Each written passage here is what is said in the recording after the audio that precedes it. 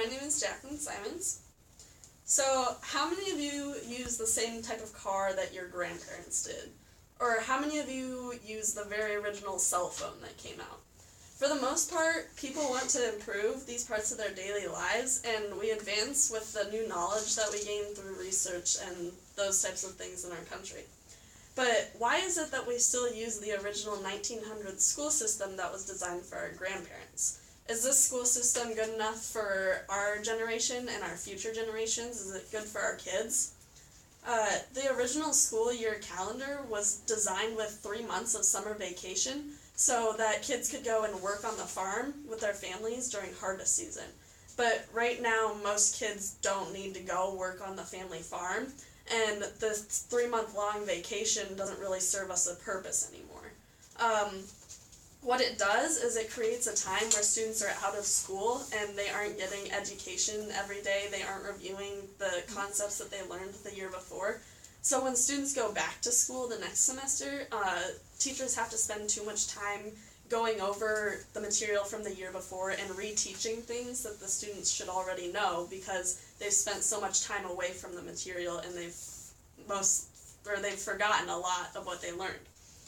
So the United States has fallen behind other countries in core subjects such as math, reading, and science, and this is due to the fact that other countries spend more time in school than we do, and the fact that our system is designed with that 3-month vacation that makes us spend more time the next year going over things that we should already know. So what the United States needs to change the outdated school calendar in order to improve our educational system and the schooling that we are providing for our children.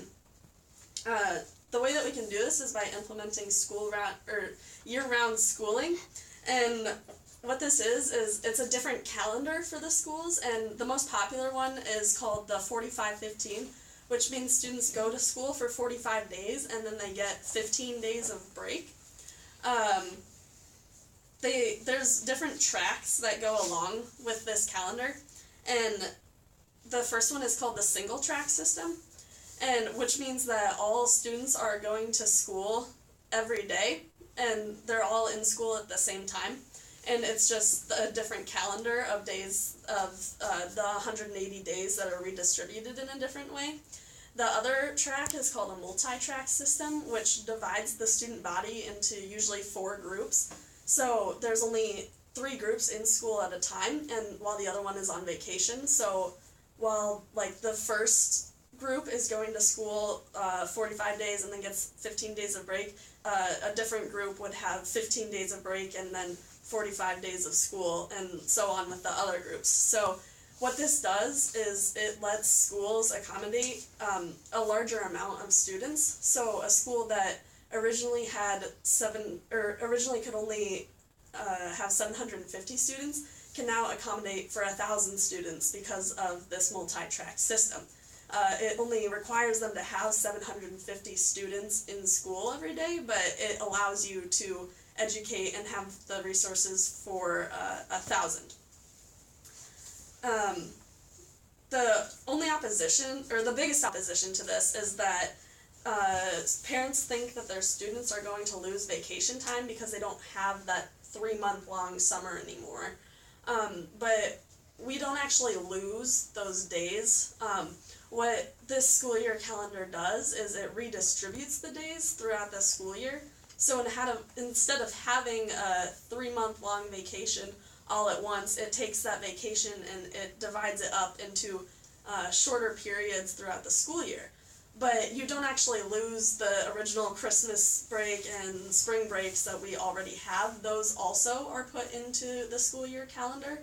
So if you have a 15-day break that occurs around Christmas time, you get those 15 days and you get the original school year calendar Christmas break as well. So students won't actually be losing any vacation time, it'll just be redistributed throughout the year, which can help students focus and be more motivated to go back to their studies.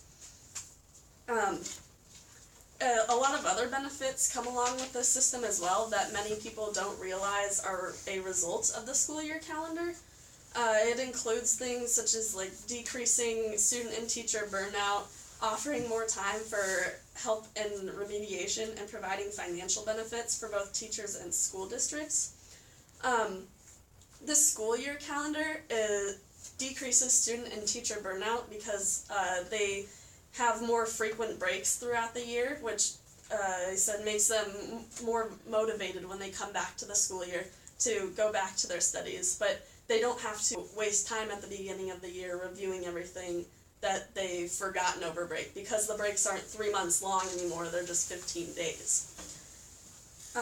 And it creates a stronger bond between students and their teachers because they are together for more time during the school year, and they spend more quality time learning and getting to know each other. And most families will put their students on the same track in school, so teachers can have many of the same students from the same family. So a lot of parents like this because they get to create a bond with the teachers at their school as their students are with them year-round. It also offers a lot of financial benefits for both the school and the teachers. The schools are making more money than they would with the original school year calendar because only 750 students are in school every day, so they only have to provide teachers and books and lunches and resources for 750 students every day. But there's 1,000 kids going to their school if they use the multi-track system. So while they're only providing for 750, they have the income and the money coming in from 1,000 students, which gives the school a little bit more money than they would have by only being able to provide 750 students on the original school year calendar. So this is a large benefit for the school districts because they can use the multi-track system and get this financial benefit from it. And in doing so, they can provide financial benefits for their teachers if they choose to do so. Because with this extra money, they can offer teachers different opportunities. Like some schools will offer teachers the ability to come in and work over the 15-day breaks and provide a resource for kids to come in and get help and get remediation. And so if the school district is willing to and the teachers want to, they can come in and work and get more money during their time that they should be having off, or they can use this time for classroom prep and teacher development and other educational systems like that. And so the only other opposition to this is that parents want all of their students to be on the same school calendar, and so if we switched one school calendar at the high school and then all the other schools stayed on that one, kids wouldn't be on the same vacation time, so it'd be hard for families to travel in that.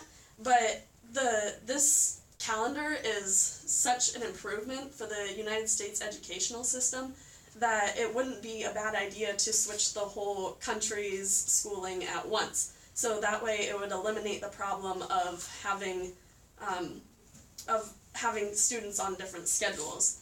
And it's necessary for us to switch to this schedule because it will greatly improve our test scores and it will offer a better education for our students and for our future generations.